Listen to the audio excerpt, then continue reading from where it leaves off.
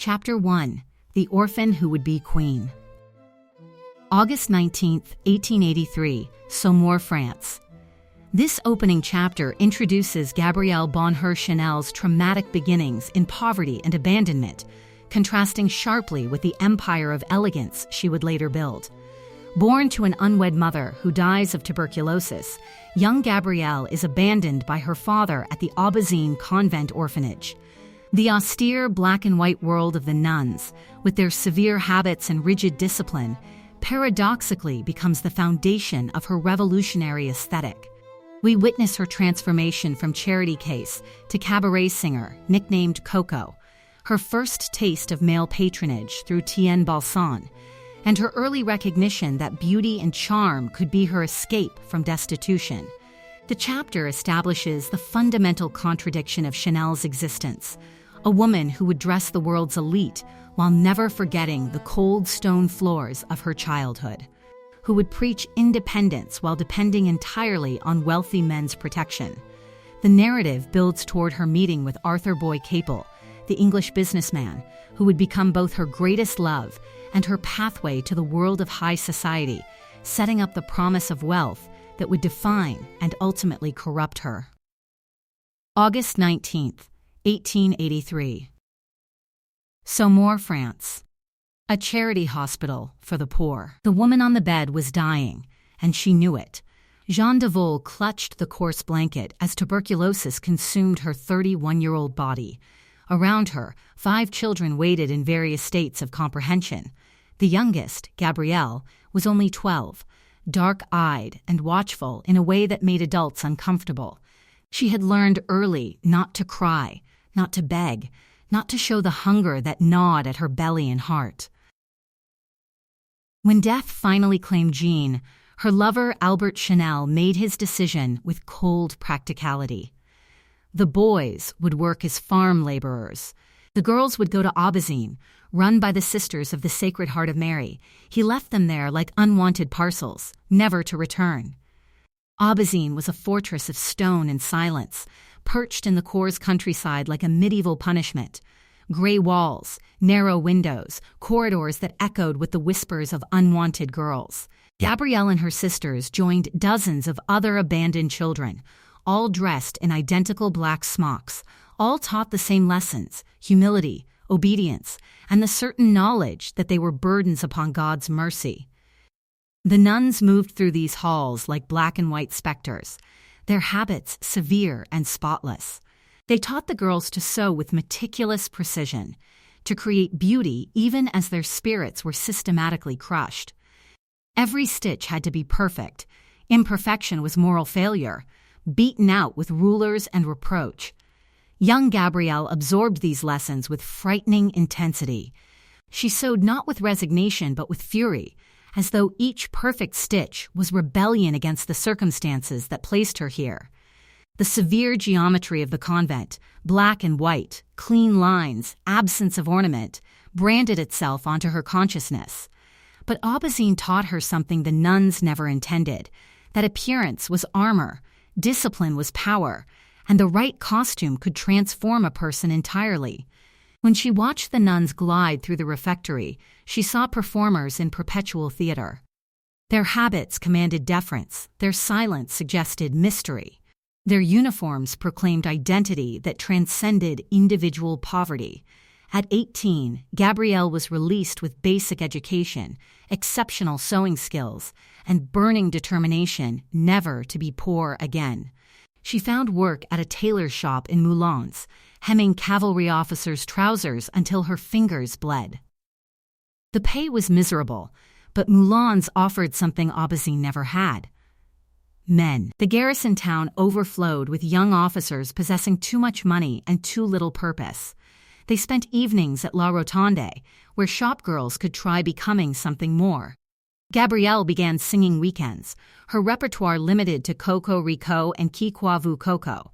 She had no particular talent, but she possessed something more valuable: intensity that commanded attention, a way of holding herself that suggested great condescension in appearing before them. The officers called her Coco, a diminutive marking her as their plaything. But Gabrielle understood that names, like clothes, could be reinvented. Coco would become Chanel, and Chanel would become Empire. She caught Tien Balsan's eye, a wealthy textile heir maintaining stables of horses and mistresses at Royal Uto.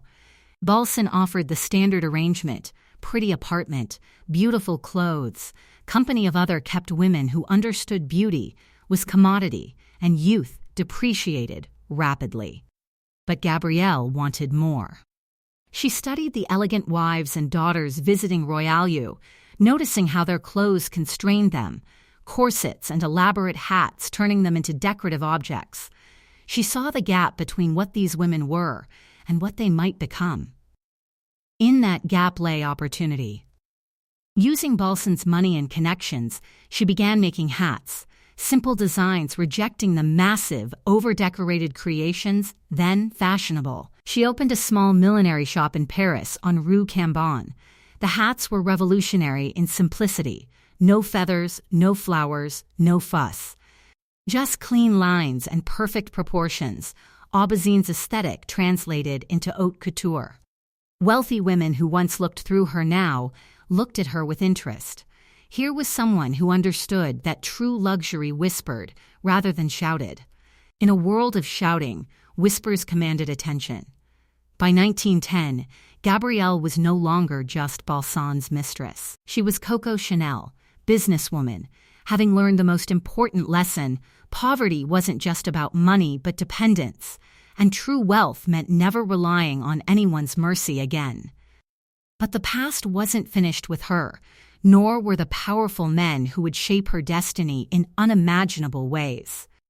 The orphan from Aubazine had found her armor, made of black jersey and perfect seams, yet the greatest tests of her character still lay ahead. Chapter 2: The Rise and the Initial Struggles. December 22, 1919, Cité d'Azur, France. This chapter chronicles Chanel's transformation from kept woman to fashion revolutionary through her relationship with Arthur Boy Capel, the English polo player who becomes her true love and financial backer. We witness the opening of her couture house and her radical reimagining of femininity itself, designs inspired by men's clothing and sailors' uniforms that liberate women from corseted imprisonment. Her simple jersey dresses and comfortable suits become the uniform for a new generation of working women. Yet the central contradiction remains. Even as she preaches independence, her success depends entirely on Capel's money and connections. The chapter explores this tension while building toward the tragedy that will define her: Capel's sudden death in a car accident. This devastating loss occurs at the moment of her greatest triumph, leaving Chanel emotionally destroyed, but determined never again to depend on any man's love. The grief and abandonment she feels will forge her into the hard, unforgiving woman capable of the moral compromises that will later haunt her. Capel's death becomes the turning point that transforms her from a woman seeking love into an empire builder seeking only control and security. December 22, 1919. Stizur, France. A winding coastal road. The telegram arrived at midnight, delivered by a boy apologizing for the hour, but understanding some news cannot wait. Gabrielle read it 3 times before the words arranged themselves into meaning. Arthur Capel was dead. His Rolls-Royce had crashed on the road to Cannes, bursting into flames. He was 38 years old.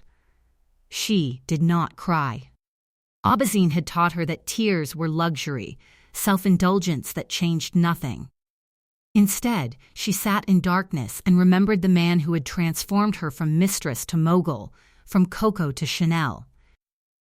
They had met at Royal U in 1908 when she was still Balsan's kept woman, and Capel was his friend, a polo-playing English businessman with cold dark eyes and a fortune built on shipping. Unlike Balsan, who treated her as a musing pet, Capel had seen something else: ambition, intelligence, hunger matching his own. He recognized her not as woman to be kept, but as investment to be made. Their affair scandalized Balsan, but Capel was unmoved by conventional morality. He believed in talent, potential, future rather than past. When Gabrielle said she wanted to open a shop for clothes, not just hats, he hadn't laughed. Instead, he offered a loan, business arrangement, not gift, and helped her lease 31 Rue Cambon. The shop opened in 1910, offering nothing less than revolution disguised as fashion.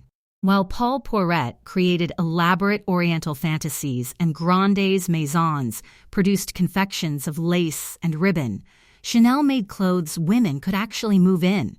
She drew inspiration from everywhere except fashion establishment: men's cardigan sweaters, sailors' striped shirts, stable boys' jodhpurs, and always the severe black and white palette of her childhood nuns. Her first great success was a simple jersey dress, made from fabric previously used only for men's underwear.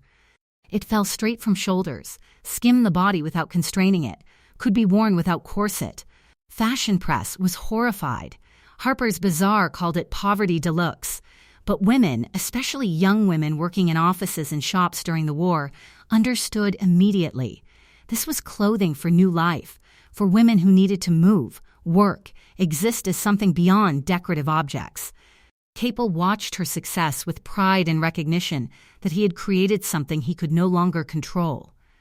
Gabrielle was becoming Chanel, a name meaning something beyond their relationship, beyond his patronage. She was building empire, and empires required more than love. They required ruthlessness. War years had been kind to Chanel. While other couture houses closed or struggled, she thrived. Wealthy women fleeing Paris stopped in Deauville and Biarritz, where she had opened boutiques, buying her simple, practical clothes with gratitude of prisoners granted parole. Elaborate costumes of Belle Époque suddenly seemed not just uncomfortable, but obscene, relics of a world that had incinerated itself in Somme trenches. Chanel understood instinctively that war had changed everything. Women had worked in factories, driven ambulances, managed businesses while their men died in Flanders. They could not return to being corseted, constrained, helpless. Her clothes offered uniform for this new life: jersey suits with short skirts, simple blouses, comfortable shoes. She made fashion functional, and in doing so, made it modern. But even as her business flourished, her relationship with Capel was unraveling. He loved her, she never doubted that, but he was also an Englishman of his class, requiring certain things: suitable marriage, legitimate heirs, wife who could navigate society's drawing rooms. In 1918, he married Diana Wyndham, daughter of Lord Ribblesdale, in a ceremony Gabrielle learned about from newspapers. She told herself she didn't care, that their love transcended marriage, that their connection was deeper than legal documents. But late at night, above the shop, she would remember the orphanage, cold stone floors, the certain knowledge she was unwanted. Capel's marriage felt like abandonment, and abandonment was the wound that never healed. Yet he continued seeing her, loving her in stolen hours. He continued advising her business, celebrating her triumphs, being the one person who understood what she had built and what it cost. And now he was dead, burned beyond recognition on a coastal road, leaving her alone with an empire she had built to prove she needed no one. The funeral was in England. She was not invited. Diana Wyndham was the widow legitimate mourner. Gabrielle was merely the mistress, the French dressmaker whose existence was acknowledged only in whispers. She didn't fight for a place at the service. Instead, she went to the accident site, stood on the road where his car had burned, and made herself look at the scorched earth. This was the price of love. This was what happened when you allowed yourself to need someone. The nuns at Aubazine had been right. Attachment was suffering, and suffering was inevitable. Better to be the one who left than the one left behind. She returned to Paris and threw herself into work with ferocity that frightened employees. She expanded the business, hired more seamstresses, opened new departments. She introduced Chanel No. 5, a perfume smelling like nothing else on the market. No single flower, but abstract composition of aldehydes and jasmine that was modern, complex, unforgettable. It came in simple rectangular bottle, resembling whiskey decanter, because she believed luxury should not announce itself with curlicues. By 1921, Chanel was not just successful, she was essential. She had become arbiter of style for women who wanted to look modern, sophisticated, free. But success was its own prison. The more famous she became, the more her past had to be concealed. She began lying about her childhood, inventing stories of wealthy relatives and genteel poverty. She took lovers, artists, aristocrats, but none touched the place Capel had occupied. His death had taught her that love was weakness she couldn't afford. By the time the 1920s roared into swing, she had become an icon, symbol of modern femininity. She had freed women from corsets and given them pockets, made suntan fashionable and comfort chic.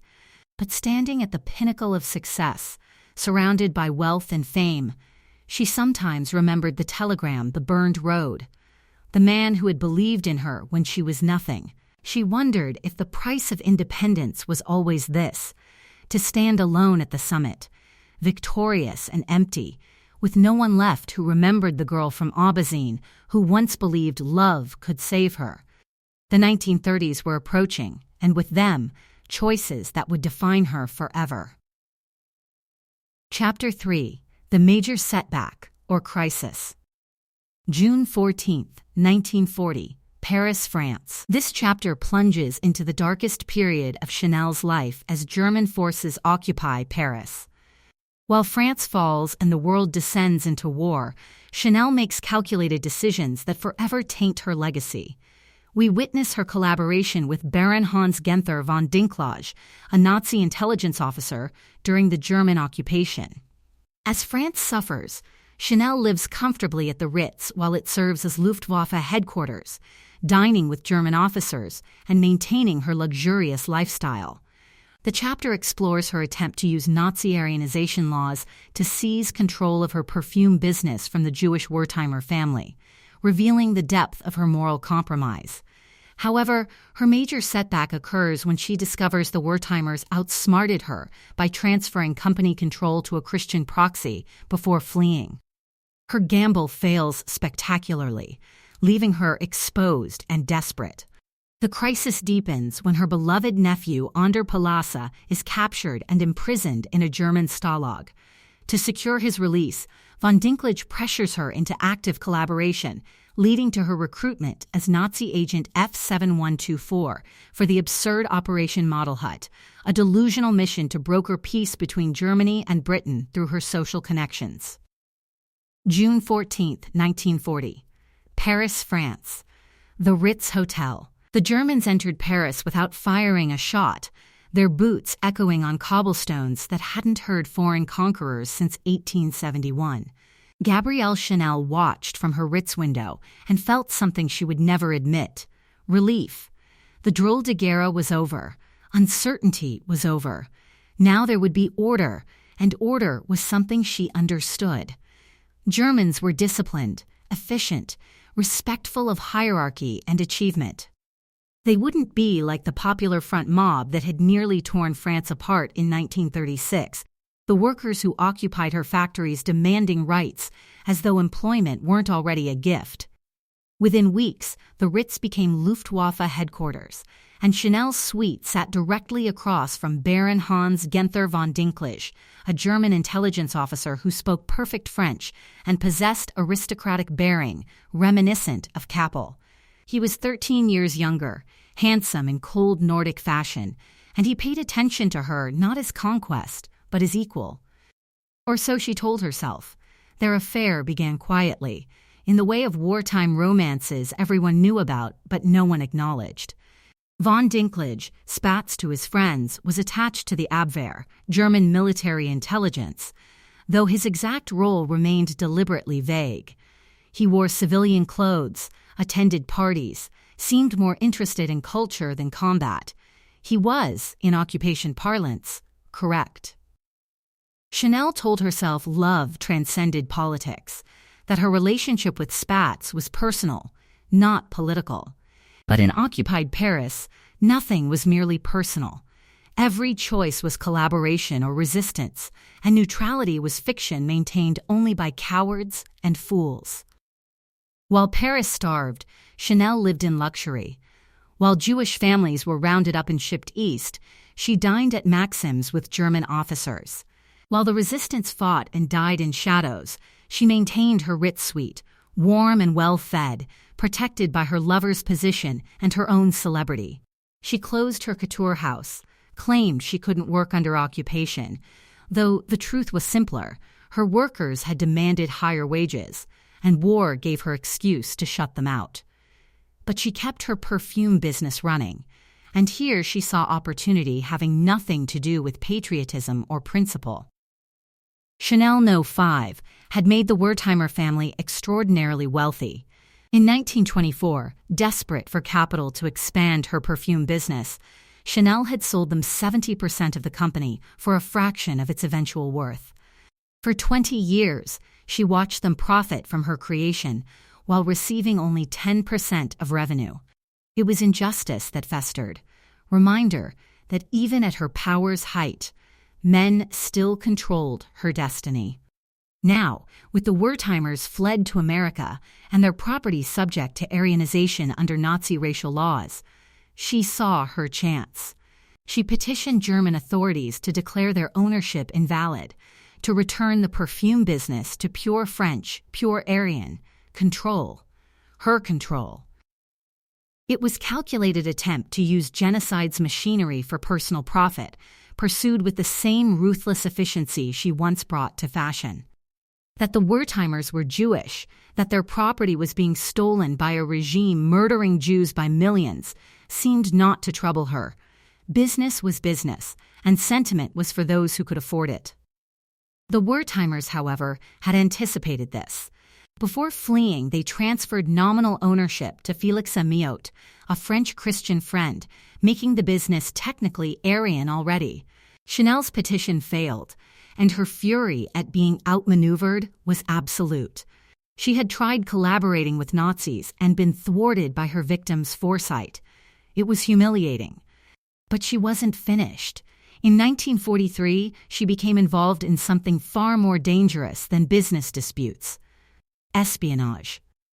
The operation was called Model Hat, conceived by SS Brigadefuhrer Walter Schellenberg, one of Heinrich Himmler's top intelligence officers. The plan was baroque in complexity. Chanel would travel to Madrid and contact her old friend Vera Bade Lombardi, an Englishwoman married to an Italian officer. Through Vera, she would reach Winston Churchill, whom she'd met socially in the 1920s. She would present herself as peace emissary, carrying Himmler's letter suggesting Germany was ready to negotiate. The mission was absurd. Churchill was hardly likely to negotiate with Hitler through a French dressmaker, but it revealed something essential about Chanel's self-conception. She believed herself important enough, connected enough, influential enough to broker peace between nations. Or perhaps she simply believed fame made her untouchable, that celebrity was diplomatic immunity. The crisis deepened when news arrived that devastated her. Her nephew Ander Palas, the man many whispered was actually her son, had been captured. He was rotting in a German stalag, sick, starving, dying. Chanel was frantic. She loved Ander more than any living soul. She stormed into Spatz's room, waving the Red Cross letter. "You must get him out," she screamed. "You know people. You know Himmler. Get him out." Spatz looked at her, and for the first time, his charm dropped. His face was hard, the spy master's face he truly wore. "I can help, Coco," he said, voice devoid of affection. "But favors in Berlin aren't free. Even for you. I'll pay," she said desperately. "I have money. Gold." "We don't need your gold," Spatz stepped closer, invading her space. "We need your connections, your access. You know Churchill. You know the Duke of Westminster. You can go places we cannot." Chanel stepped back, heart hammering. She understood what he was asking. Not donation. Treason. "You want me to—" She trailed off. "I want you to help us end this war," Spatz lied smoothly. "Help us, and Ander comes home. refuse, and he dies in the camp. Simple choice, really. She looked at the diamonds on her wrist, then at the Nazi pin on Spatz's lapel. The web she'd spun had caught her. She nodded, barely perceptible movement. What do I have to do? She whispered.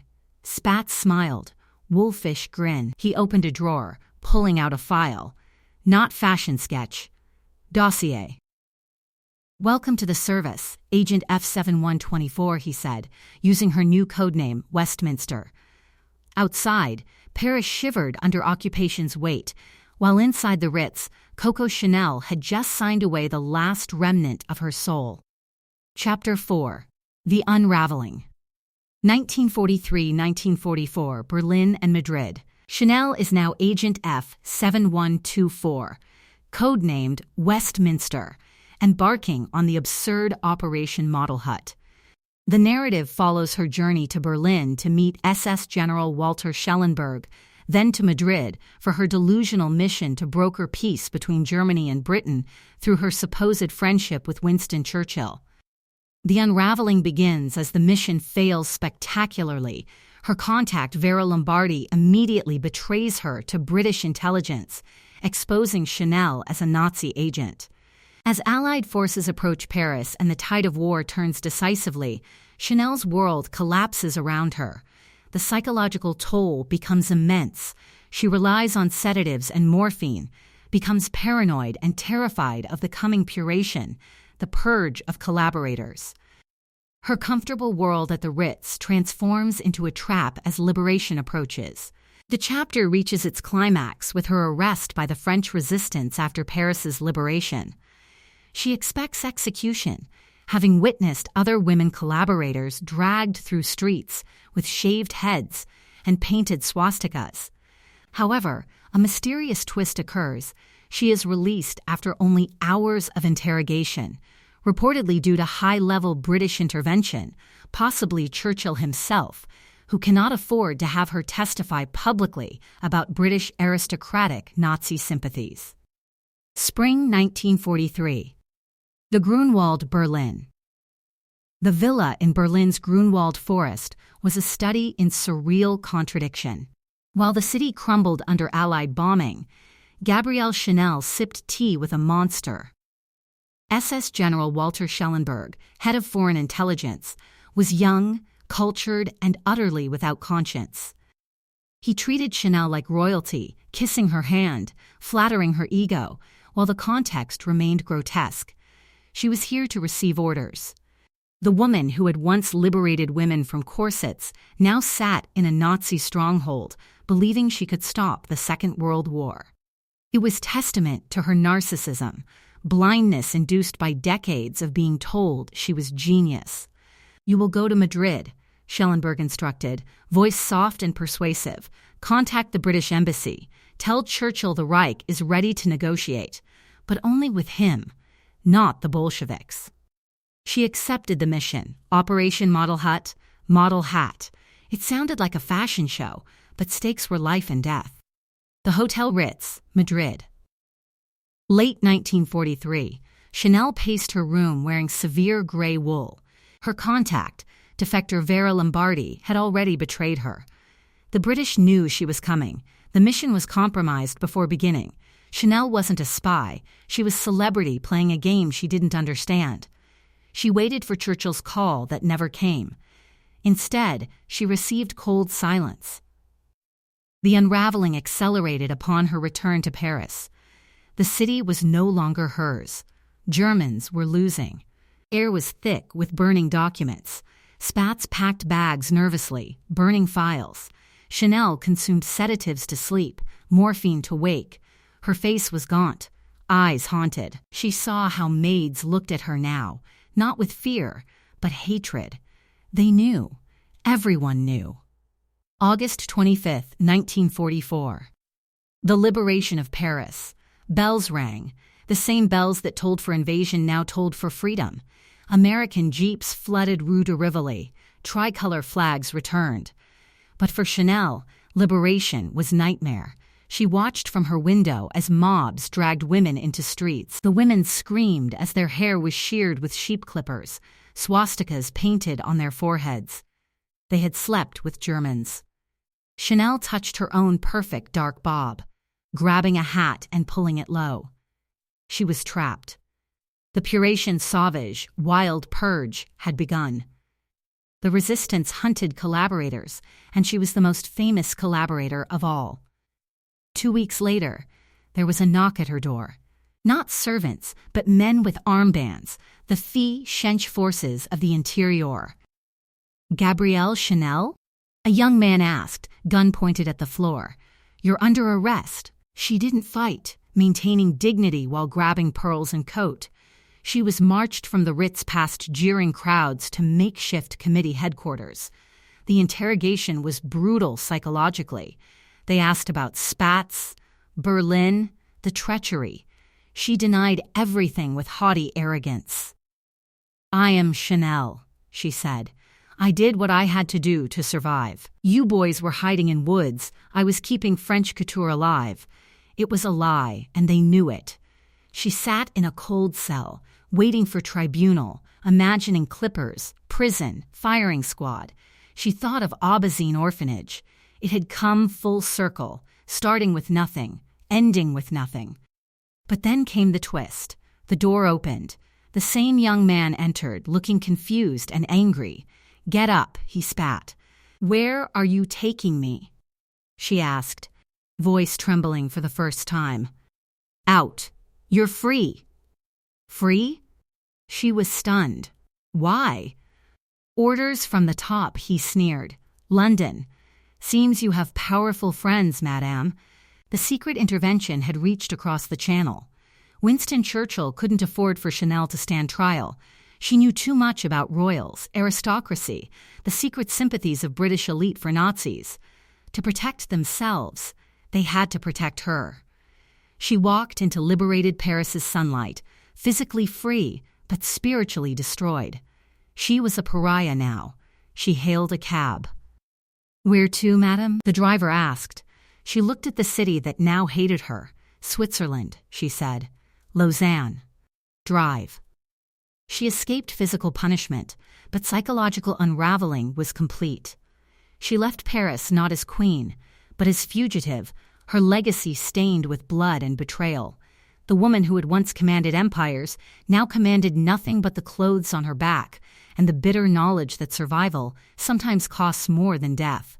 The road to Switzerland stretched ahead, leading not to redemption, but to a decade of exile where she would have to live with what she had become. Behind her, Paris began the long process of forgetting, while ahead lay the question of whether genius could ever truly transcend the stain of collaboration. Chapter 5. Resolution and Final Reflection. 1954–1971, Lausanne and Paris. The final chapter chronicles Chanel's years in Swiss exile and her remarkable comeback at age 71. For nearly a decade, she watches from Switzerland as Christian Dior's new look dominates fashion, a style she despises as regressive. Unable to bear irrelevance, she decides to return to Paris in 1954, reopening her couture house against all advice. The French press savages her comeback collection, unable to forgive her wartime collaboration, but American and British buyers, either ignorant of or indifferent to her past, embrace her timeless suit design. She regains commercial success, but remains emotionally hollow. The chapter explores her final years, the obsessive work that fills the void where human connection once existed, her systematic rewriting of history through interviews and biographers, and her gradual transformation into a living legend whose wartime sins are buried beneath layers of myth. She dies alone at the Ritz in 1971, still working on a new collection. The resolution offers no redemption, only the bitter recognition that she sacrificed her humanity for immortality. While the Chanel brand becomes a global empire worth billions, the woman Gabrielle remains forever trapped by the choices she made during history's darkest hour. Lausanne, Switzerland. Beau Rivage Palace. The mountains were beautiful, silent, and suffocatingly clean. Gabrielle Chanel sat on the hotel terrace, wrapped in mink despite the summer warmth, reading Parisian fashion magazines with growing fury. The pages were filled with Christian Dior's new look, women corseted again, drowning in yards of fabric, transformed back into the decorative objects she had fought to liberate. She was 67 and in exile, rich beyond measure thanks to perfume sales that continued flowing despite her disgrace. But wealth without purpose was its own kind of poverty. The boredom was lethal, eating at her like cancer. "Look at them," she rasped to her maid, throwing a magazine across the room. "They look like upholstered armchairs. He's destroying everything I accomplished." The anger kept her alive, fuel burning in her soul's engine. She couldn't end like this. A grandmother in Swiss Alps, forgotten. The urge to create, to dominate, was stronger than shame over her past. Rue Cambon, Paris. The comeback. At 71, she returned. The audacity was breathtaking. She reopened the salon, and French press sharpened their knives. They hadn't forgotten the German lover. The closed shop during occupation, the whispered stories of collaboration. The day of her comeback show, the salon was tomb-silent. Models walked in her new suit, boxy jacket, knee-length skirt, clean lines that whispered rather than shouted. It was timeless, practical, modern. But French journalists sat with arms crossed, faces stone. Next day's headlines were brutal. The Phantom returns, a fiasco, Chanel is dead. She read the reviews in her studio, face a mask of stone. But she didn't cry. She waited, knowing something the French didn't. She knew the Americans. Across the Atlantic, Life magazine wrote differently. At 71, Gabrielle Chanel brings more than fashion. Americans bought the suit. British bought it. They didn't care about spats or the SS. They cared about clothes that made women look powerful, elegant, free. Within a year, she was back on top. The Chanel suit became the uniform of modern women. Jackie Kennedy wore it. Grace Kelly wore it. She had won. Again. But victory was ash in her mouth. Success without love, without connection, was hollow triumph. January 10th, 1971. The Ritz Hotel. She was 87, alone in the same suite where she'd watched German tanks arrive 30 years earlier. The room was quiet, filled with ghosts of choices made and prices paid. Spatz was long gone, disappeared into post-war shadows. Her friends were dead. She had the business, the fame, the money. But she had no family. The House of Chanel was global empire, cold corporate monolith built on her bones. She worked until the end, designing, cutting, perfecting. Work was all she had, all she'd ever truly had. That final evening, she prepared for bed with ritual slowness, removing the pearls that had been her armor for so many decades. "I am tired," she whispered to her maid, Klein. "You see, this is how you die." She closed her eyes for the last time, the scent of no. 5. Lingering in the air. Aldehydes. Jasmine. Rose. A scent that was supposed to smell like a woman, but now smelled like memory. Final reflection. Gabrielle Chanel created the woman of the 20th century, giving her freedom, pockets, voice. But to build the legend of Coco, Gabrielle had to die. She traded her morality for immortality, navigating history's darkest waters by hitching her wagon to tyrants and spies, all to protect a bottle of perfume and a name on a door. Today, the interlocking C logo is recognized globally, standing for luxury, perfection, ultimate aspiration. But if you look closely at those letters, they resemble chains. Chains that bound a peasant girl to a destiny she could never escape. She saved the brand, but lost her soul. In history's cold judgment, that was the price of the jacket. The House of Chanel continued after her death, growing into a billion-dollar empire under Karl Lagerfeld's direction. Her wartime record, sealed in archives and protected by powerful interests, remained largely hidden for decades. When historians finally pieced together the truth, the Nazi lover, the espionage, the attempted theft of Jewish property, the revelations caused scandal, but changed nothing. Chanel the brand was too valuable, too iconic, too embedded in global culture to be destroyed by its creator's sins. Perhaps this is her final triumph. She created something that transcended her, something that outlived her compromises and crimes. The Chanel suit still hangs in closets worldwide, still makes women feel elegant and powerful.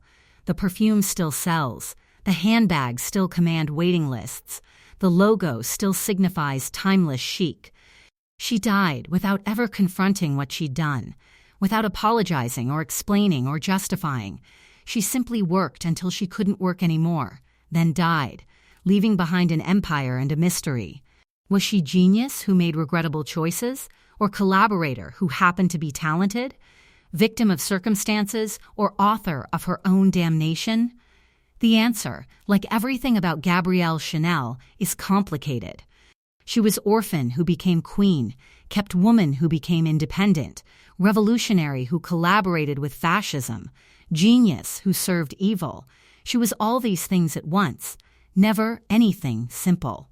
In the end, perhaps the only truth is this: she survived. She survived the orphanage, poverty, war, exile, comeback. She survived everything except death. And even death came on her terms, in her bed in her hotel, with her work unfinished and legend secure. The girl from Aubazine had conquered the world. If the price was her soul, well, she had learned long ago that everything has a price, and the only thing that matters is whether you can afford to pay it. Gabrielle Chanel could afford anything, except, perhaps, herself.